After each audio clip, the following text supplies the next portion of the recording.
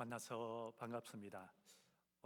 이미 소개받은 것처럼 저는 경남 남마산 노회에 소속되어 있는 목사입니다. 그리고 51회 졸업생으로 이렇게 처음 경건에 서서 여러분을 뵙습니다. 얼마 전에 저희 부교육자가 저에게 이렇게 질문을 하더라고요. 목사님은 IMF도 경험해 보셨고 코로나도 경험해 보셨고 지금도 경험해 보셨는데 이 세 가지 가운데 어느 것이 가장 힘들었습니까? 라고 저에게 물었습니다. 사실 저는 IMF가 터졌을 그때에 졸업을 한 이유였습니다. 그리고 강도사로 있는 시절이었는데 그때 유학을 가고 싶어서 캐나다 쪽으로 어플라이를 했고 그 캐나다 쪽에서 학교에 와도 좋다라고 해서 등록금까지 다 보냈습니다. 근데 제가 그때 보낼 때 캐나다 달러가 1달러에 600원 정도 했습니다. 그런데 코로나가 딱 터지고 나니까 1,000원까지 올라가는 거예요. 그래서 도저히 이거는 내가 유학 가도 답이 없다. 그래서 제가 포기를 했습니다. 못 갔습니다. 그리고 코로나 시대가 왔습니다. 코로나 시대 왔을 때에 사람들과의 접촉이 안 되고 사람들이 함께 모이는 것을 모이지 못하도록 정부가 우리를 다양한 방법으로 몰아갔습니다. 근데요, 그때 코로나 저희 교회에서 1번 걸린 사람이 접니다. 그러면 어떻게 됐겠습니까? 제가 제일 먼저 걸렸어요. 코로나가 터지고 얼마 안 된 상황에서 딱 걸리고 나니까요, 전화를 딱 했습니다. 코로나다 확정됐다라고 하니까 전화가 와서 지금 어디 계십니까? 교회에 있습니다. 거기서 꼼짝하지 마시고 어디도 가지 마십시오. 그리고 한 2시간인가 3시간 있으니까 앰뷸런스가 왔더라고요. 그것도 그냥 오는 게 아니고 뿅뿅뿅 이러면서 오잖아요, 그죠? 그래가지고 타라 그러더라고요. 그 길로 끌려갔는데 창원대학교 기숙사에 끌려갔습니다. 그 기숙사에 들어가서는 아침, 점심, 저녁을 방송으로 알려줍니다. 문 앞에 식사 왔습니다. 가져가십시오. 그래서 들어가서 밥 가져와서 먹고 다 정리해서 문 앞에 내놓으면 가져가고, 그럼 제가 안에서 할 수 있는 건 아무것도 없는 거예요. 그런데 저는 그렇게 있는데 성도들은 어떻게 됩니까? 우리 성도들은 보건소에서 일주일에 2번씩 와가지고 계속해서 검사받으라고 그러는 거죠. 그 15일 동안 대학교 기숙사에서 지내는데 몸은 몸이지만은 제일 힘들었던 게 무엇이냐면은 우리 성도들이 나 때문에 지금 애매히 고난을 당하고 있는 거예요. 그리고 주일을 2번을 주일을 못 참석한 겁니다. 제가 그때 너무 마음이 힘들어서 저도 바울처럼 옥중서신은 아니지만은 혼자서 성도들에게 카톡으로 편지를 2번을 보냈습니다. 한 주 한 주. 그 보내면서 첫 마디는 너무 죄송하다. 나 때문에 예배가 폐쇄를 당하고 나 때문에 여러분들께서 직장이나 모든 일에 어려움을 당해서 너무 죄송하다. 그렇게 말씀을 드렸습니다. 그리고 지금 이 시대도 참 살아가는 것이 힘듭니다. 그런데 그 코로나 시절, 힘들고 어려운 그 시절에 15일 동안 혼자 지내고 15일 동안 혼자 끙끙 앓으면서 교회가 예배가 안 된다고 하는 이런 사실을 들으면서 어떤 생각이 들었느냐 하면은 이런 생각이 들더라고요. 앞으로 교회가 이렇게 될지도 모르겠다. 그래서 제가 그 코로나 혼자 있는 시간에 우리 부교육자들한테 연락을 했습니다. 무슨 연락을 했냐면은 우리 성도들을 분석을 좀 해보자. 어떤 분석을 하느냐 하면은 지금 우리 교회 성도들은 연령별로 어느 세대가 제일 많은지, 두 번째는 어느 세대가 교회를 위하여서 봉사를 하고 있는지, 세 번째는 죄송합니다, 헌금 생활은 어느 세대가 많이 하고 있는지, 이 3가지 통계를 내달라. 그래서 3개의 통계를 내고, 그리고는 제가 그 코로나를 빠져나와서 교회 와서 제일 첫 번째 주일날에 설교를 하면서 그 자료를 가지고 설교를 했습니다. 마산에 살고 있습니다. 마산이 인구가 늘어나는 지역이 아니라 축소되고 있는 지역입니다. 거기에 고령화 인구가 많은 상황입니다. 이런 상황들을 보면서 교회를 어떻게 해야 될까라고 하면서 제가 그 해에 이렇게 표현했습니다. 내년부터 우리 교회는 5년 골든타임을 선언하겠다. 5년 골든타임을 선언하고 지금부터 나도 모르겠다. 교회가 어디로 갈지 나도 모르겠고 미래가 어떻게 갈지 나도 모르겠다. 그 대신 교회 예산 가운데 5천만 원은 떼내라. 목사님 어디 쓸 겁니까? 묻지 마라. 나도 모른다.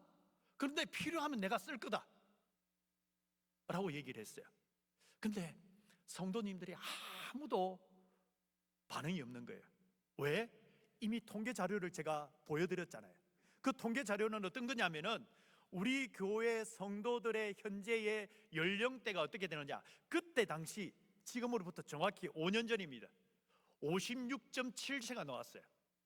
우리 교회 성도들의 56.7세. 그럼 지금은 5년이 지났으니까 60세가 다 넘었겠죠. 이게 우리의 현실이었어요. 이런 상황 속에서 저는 5년 골든타임을 선언하고 이제부터 누군가 발부둥 치고 있는 목사가 있을 것이다. 어딘가에는 몸부림치는 교회가 있을 것이다. 그 교회에게 찾아가 보고 그 교회에게 한번 물어보자. 해 아래 새 것은 없다. 내 머리가 좋아서 내 머리로부터 놀라운 것이 일어날 일은 절대 없다. 확신을 가지고. 그리고는 장로님들에게 얘기했죠. 주중에 나 안 보이면은 좋은 데 갔다고 생각해라. 찾지도 말고 묻지도 말고 따지지도 마라. 그리고는 어느 교회든지 무엇이든지 있다라고 하면은 쫓아다녔습니다. 나름 다들 몸부림치는데 그 교회들마다 형편이 있고 상황이 있으니까 그 교회 형편을 따라서 움직여 가시더라고요. 그러면서 우리 장로님들에게 우리 이런 거 한번 해보면 어떨까, 저런 거 해보면 어떨까 제안을 했는데 몸부림이니까 하지 말자 소리는 아무도 없어요. 모두 다 한번 해보자는 건데 목사님 그것을 이렇게 해보면 어떨까요? 저렇게 해보면 어떨까요? 그런 이야기들을 좀 많이 해주셨어요. 지금 올해가 저희가 5년 골든타임 선포한 마지막 5년째입니다. 근데 이 5년을 통하여서 저는 늘 우리 성도들에게 이렇게 말씀드립니다. 우리 교회는 적은 교회다. 작은 교회다. 그랬더니 성도님들이 그러는 거예요. 목사님 우리 교회가 왜 적어요? 작지. 기준이 어디냐? 내가 생각할 때는 서울에 있는 몇천 교회, 저도 부교육자 시절을 만명 교회에 있어 봤어요. 그런 교회에 있어에 비하면은 우리 교회는 조그마한 교회다. 그런데 우리 교회는 강한 교회다. 골든타임 1년째에 저희 교회 옥상에다가 풋살장을 넣었어요. 풋살장 넣는데 한 1억 들었습니다. 그때 저희 교회에 건물을 새로 지은 상황이어서 빚이 한 35억이 있었어요. 그런 상황 가운데 1억짜리 넣자 이러니까 장로님들이 다들 좋다 하더라고요. 왜? 다음 세대를 키워야 되니까요. 그래서 저희 교회는 지금도 토요일 날 오후 되면은 초등학생들을 불러서 풋살 교실을 합니다.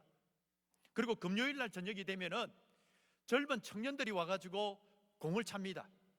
오늘 아마 기도한 우리 주대웅하고도 공차로 한번 왔죠? 예. 마산 출신이거든요. 기도 부탁한 것도 아닌데 와서 보니까 오늘 기도시더라고. 그렇죠? 이런 젊은이들이 와서 공을 차고 저희 교회 청년회에 자연스럽게 등록을 하고 출석을 하고 있습니다. 뿐만 아니라 저희 교회에는 또 하나 왜 작은데도 불구하고 강한 교회라고 얘기하느냐면은 교회에 수목장을 하나 가지고 있습니다. 그 수목장을 어려울 때 경매로 샀어요. 얼마 안 주고 샀는데 그것을 꾸미는데 지금까지 한 5억 들어간 것 같아요. 그걸 꾸며서 지금은 공식적으로 허가를 받아서 그렇게 운영을 합니다. 그러니까 젊은 세대와 연세 드신 어르신들을 모두 다 아우르는 그런 모습으로 교회를 만들어가고 있습니다. 지금도 저는 발버둥 치고 있습니다. 현재에 만족하는 것이 아니라 다음 세대를 키워야 되겠고 교회가 주님 오시는 그날까지 세워지기 위하여서 아마 어쩌면은 여기 계신 모든 분들이 저와 같은 그런 고민을 가지고 이 목회의 길에 들어서려고 애를 쓰려고 저는 생각하고 있습니다. 진짜. 그러면 지금 꼭 해야 될 게 뭐냐? 원론적이고요, 참 재미없는 이야기인데요, 저도 그래 했잖아요.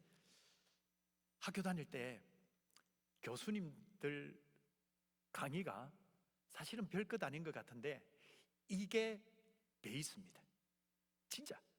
그냥 와서 저 목사님 그냥 하는 말이다 그렇게 생각하지 마시고요, 정말로 정말 한번 교수님들이 가르치는 이거를 이 교수님 얘기하니까 하품 나오시네.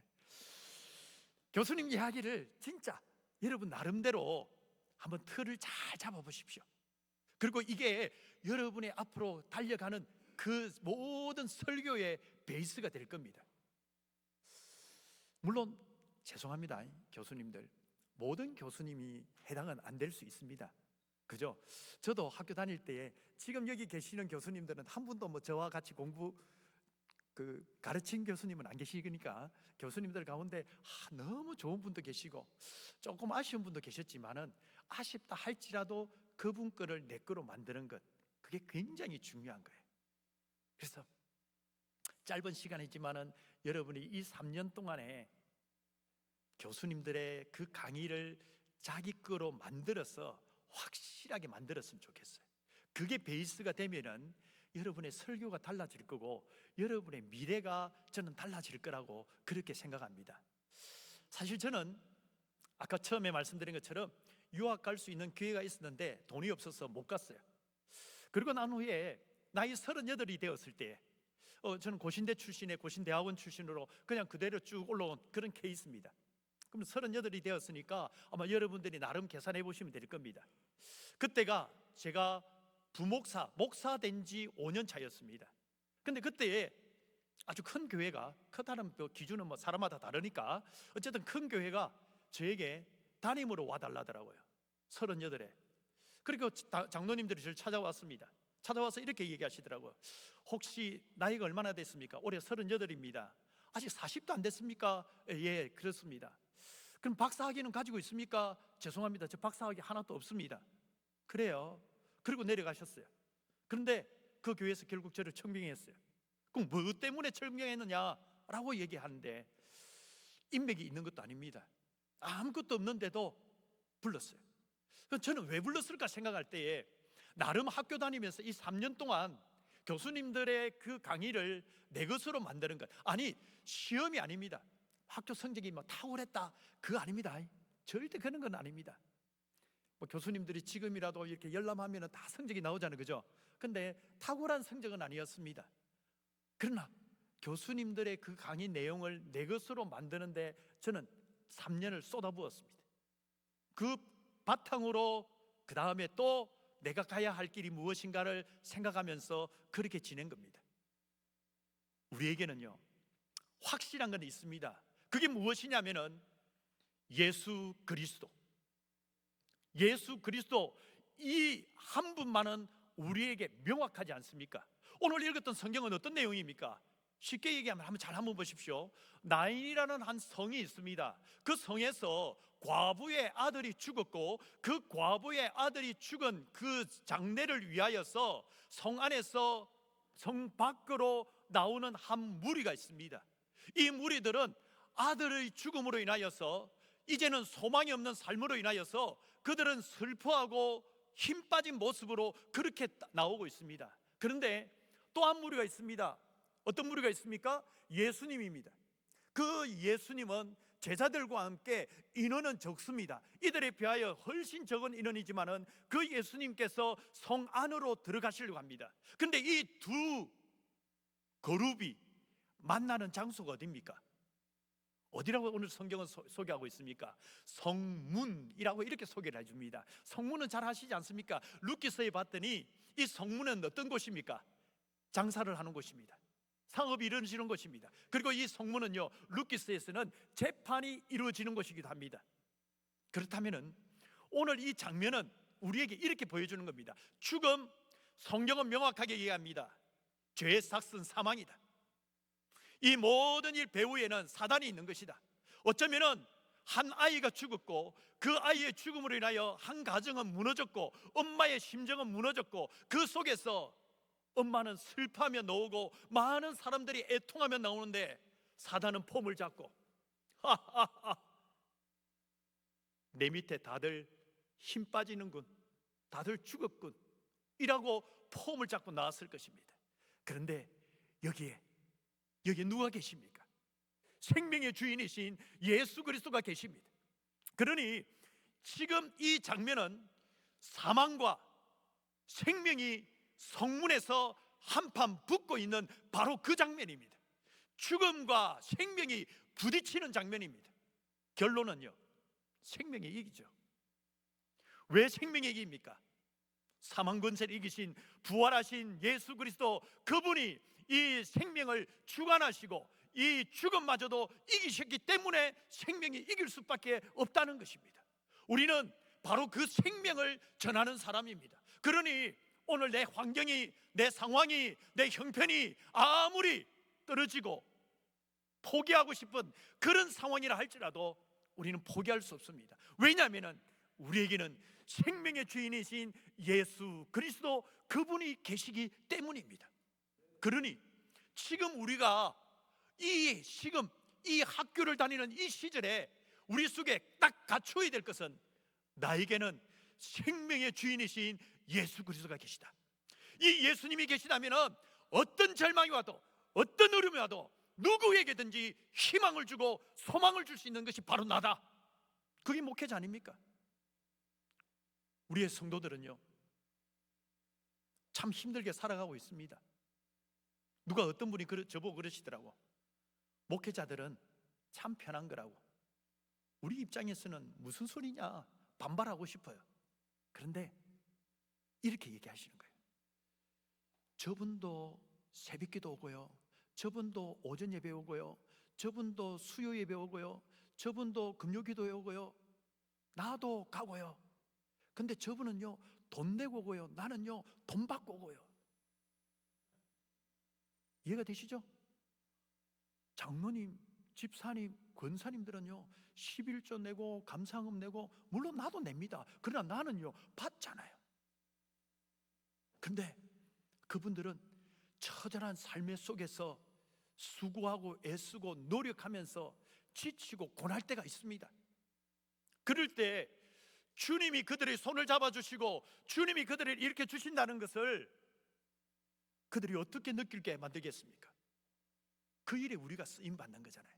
그 일을 우리가 하는 거잖아요. 그렇게 되기 위해서는 내가 이 생명의 능력을 경험해야 돼요. 그래서 저는 늘 제 마음속에 이런 생각을 늘 가졌습니다. 목사가 앞에 서서 예배를 인도할 때 찬송, 기도, 설교, 요 세 가지에 나는 최선을 다하겠다. 왜냐하면 이 세 가지 가운데 우리 성도가 한 가지는 은혜 받고 갔으면 좋겠다.